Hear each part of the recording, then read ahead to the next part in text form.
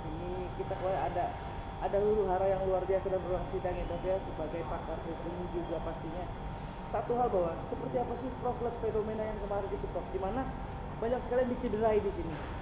Ya, sebenarnya sebagai orang yang mengerti tentang hukum, apa yang terjadi kemarin di Pengadilan Negeri Jakarta Utara itu adalah peristiwa yang sangat memalukan dunia hukum kita. Ya, karena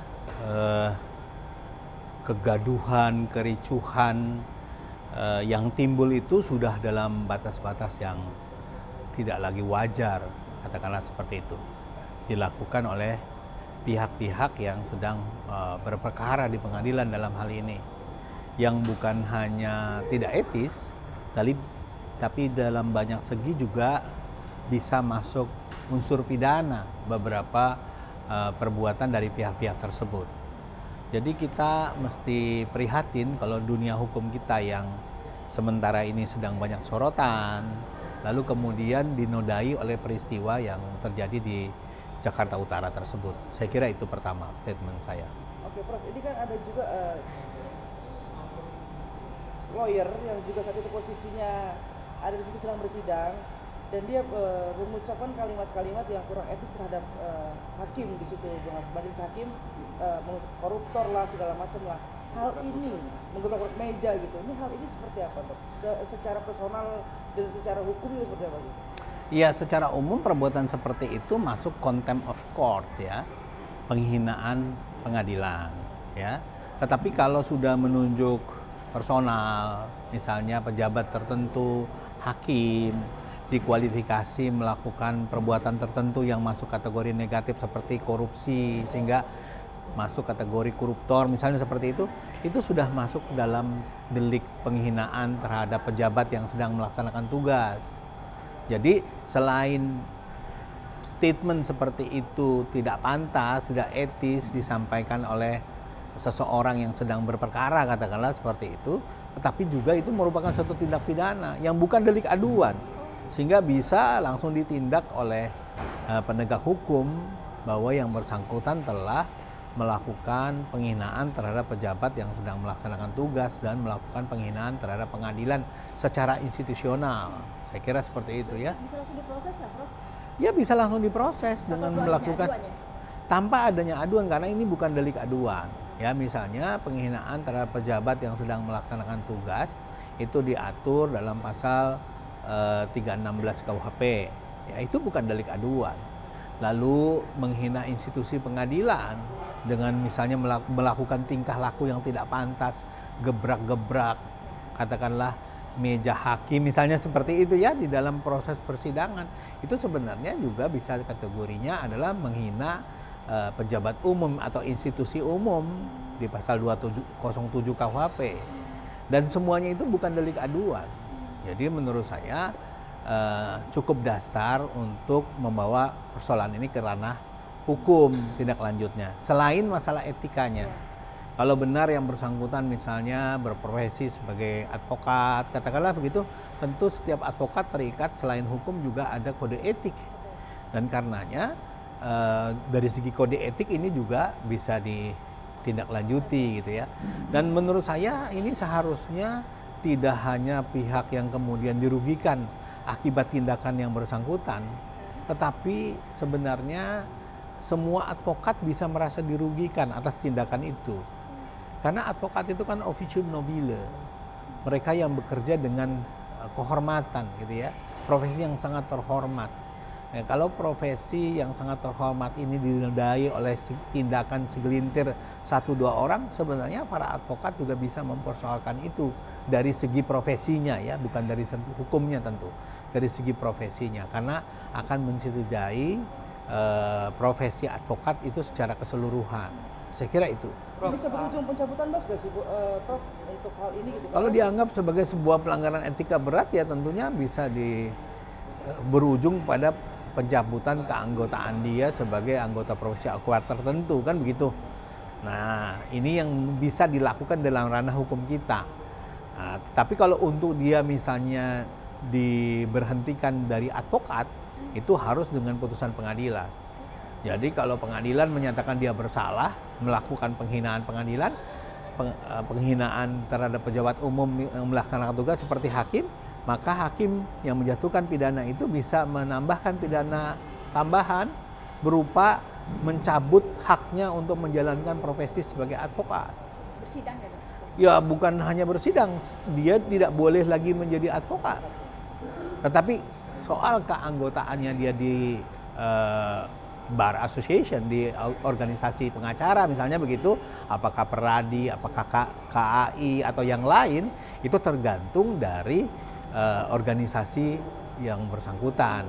Tentu masing-masing mempunyai dewan kehormatan yang bisa menindak tindakan seperti ini. Prof, melihat sosok Rasman sendiri, ya kita sebutlah sosok Rasman ini sendiri, melihatnya seperti apa sih, Prof, ini coreng marwah dari pengadilan itu sendiri? Ya saya kira saya tidak bisa mengomentari orang secara pribadi ya, katakanlah seperti itu ya. Karena tentu setiap orang mungkin melakukan perbuatan punya latar belakang. Tapi kalau benar seperti yang beredar di media gitu ya, tindakannya misalnya melakukan hal-hal yang sampai membuat gaduh pelaksanaan persidangan. Kita juga punya ketentuan pasal 217 KUHP. Kalau orang membuat gaduh di dalam ruang sidang kan begitu, itu juga ada tindak pidananya sendiri. Tentu kita sangat memprihatinkan ya kalau itu dilakukan oleh orang yang katakanlah berpendidikan, berprofesi sebagai advokat. Mestinya orang yang mengerti hukum itu etika moralnya lebih tinggi daripada orang pada umumnya. Karena dia mengerti hukum kan gitu. Jadi kalau menurut saya patut disayangkan kalau itu benar terjadi ya. Saya tidak lihat dan tidak menyaksikan peristiwanya secara langsung ya. Oke, Prof, sebagai orang yang ahli hukum, pakar hukum, perlu gak dok dibuat untuk semacam edukasi juga etik dan moral terhadap lawyer atau para ahli hukum untuk kedepannya supaya lebih terlihat dengan baik, tidak menabrak-nabrak? Kalau aturannya sebenarnya sudah cukup jelas ya, baik dari segi etik maupun dari segi hukum aturannya sudah cukup jelas gitu ya. Ya, yang tinggal sekarang adalah implementasi dari aturan itu. Saya katakan tadi ada ruang hukum yang menjadi domain penegak hukum, ada ruang etik yang menjadi domain organisasi profesi advokat kan begitu. Masing-masing mestinya menjalankan tugas dan fungsinya masing-masing dalam menyikapi persoalan ini. Karena kalau dibiarkan atau dianggap ini biasa-biasa saja, maka kejadian-kejadian serupa bisa jadi berulang kan begitu. Yang kita tidak inginkan kan sampai berulang. Misalnya ya, kalau kemarin saya lihat di video, ketika majelis hakim menyatakan pemeriksaan saksi dilakukan secara tertutup, itu ketetapan majelis hakim yang harus dihormati. Ya, jadi menghormati pengadilan, menghormati hukum bukan hanya menghormati putusan pengadilan, tapi juga menghormati setiap penetapan yang dikeluarkan oleh pengadilan ataupun majelis hakim. Nah, kalau majelis hakim menyatakan sidang harus tertutup karena ada materi yang mungkin dikhawatirkan melanggar kesusilaan, ya itu harus dihormati. Kalau keberatan, ya tinggal keberatan untuk dicatat atau menjadikan dalil pembelaan perkara itu, atau menjadi dalil upaya hukum yang dapat dilakukan, atau menjadi dasar tindakan pelaporan kepada pengawas Mahkamah Agung, atau kepada KY, atau kepada ketua pengadilan. Jadi reaksi-reaksi yang dilakukan itu reaksi-reaksi sesuai koridor hukum.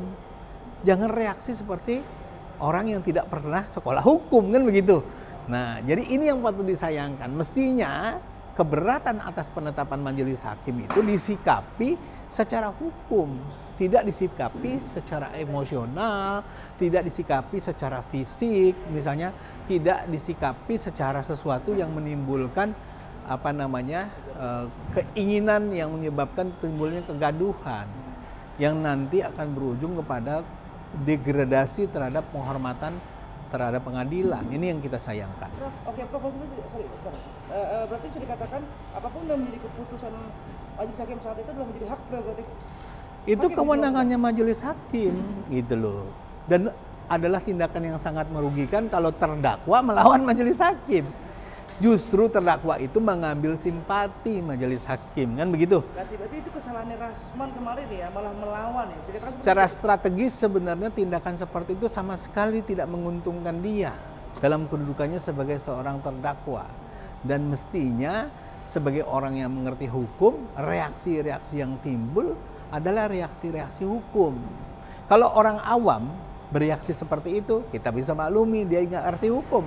Tapi kalau seorang sarjana hukum, apalagi berproses sebagai advokat katanya begitu, harusnya reaksinya juga sesuai dengan koridor hukum. Tidak kemudian reaksi yang sifatnya frontal seperti itu, yang justru menimbulkan ketidakkondusifan pelaksanaan persidangan. Sama halnya juga